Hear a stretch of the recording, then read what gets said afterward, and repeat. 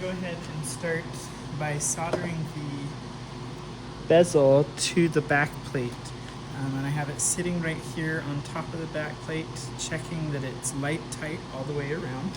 We're going to go ahead and first flux it so that we can put some medium solder, because this is the second solder on that piece.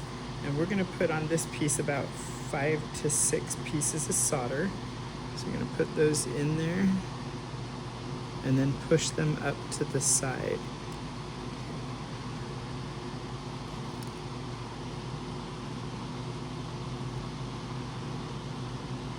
And that should be 5. We're going to do one more just for good measure.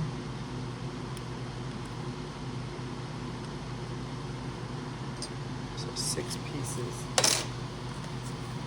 I'm going to take a soldering pick and push those up to the edges, kind of making a nice spread gap of pieces of solder all the way around so that they're kind of evenly distributed.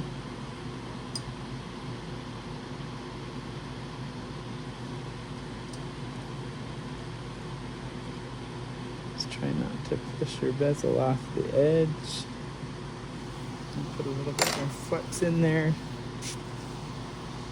And you can see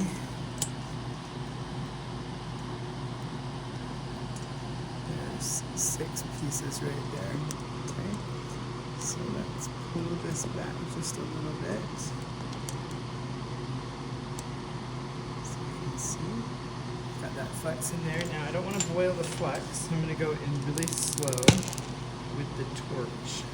And I'm going to kind of put that tip of that flame underneath and kind of dry up the flux underneath. So that'll take just a minute. If it starts to boil, I'll pull away. There it goes.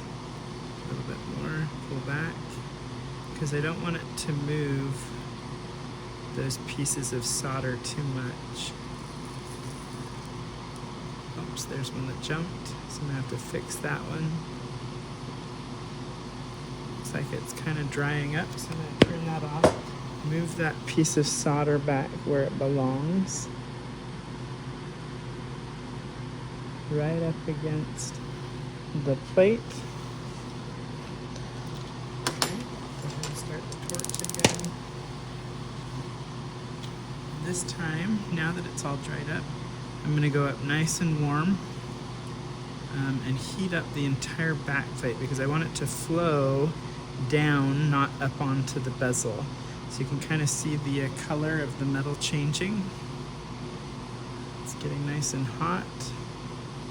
Now I'm going to take that torch and just kind of go around the outside, do a little bit more. Heat that up.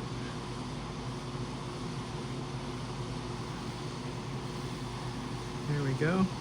You can see it's starting to go right around the outside. You see a little nice silver shine around that edge right there, and that means it has caught all the way around. So then I'm going to take that piece and stick it in the quench.